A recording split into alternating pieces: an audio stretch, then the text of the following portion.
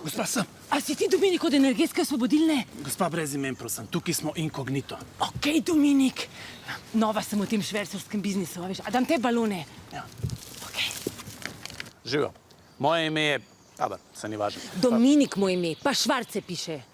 Ja kaj bodo pa dali od spod kvadrata, ki ga zmeri dajo?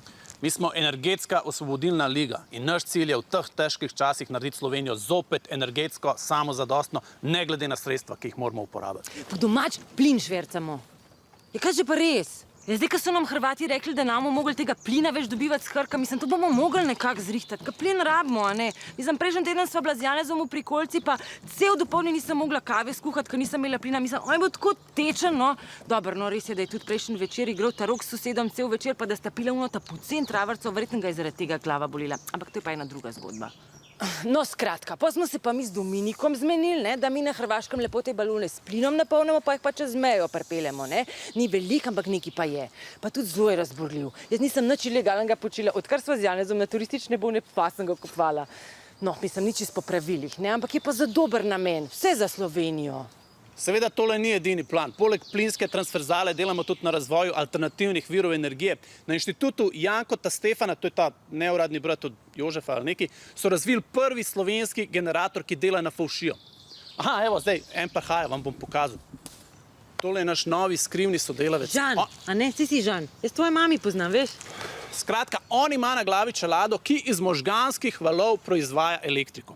Mi smo ugotovili, da je nevoščljivost oziroma fovšija ful močno čustvo, s pomočjo katere lahko proizvedemo ogromne količine energije.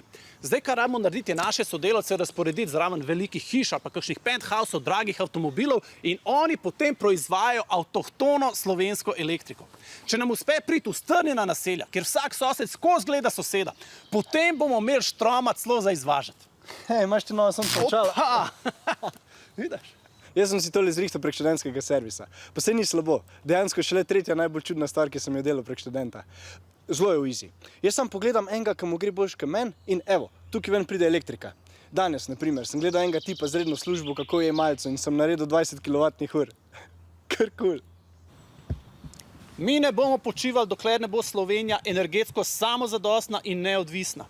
In tudi razvijamo že lastno bioplinarno in tukaj se že pogajamo s proizvajalci in uživalci fižola o morebitnem... To pa lahko Janez pomaga.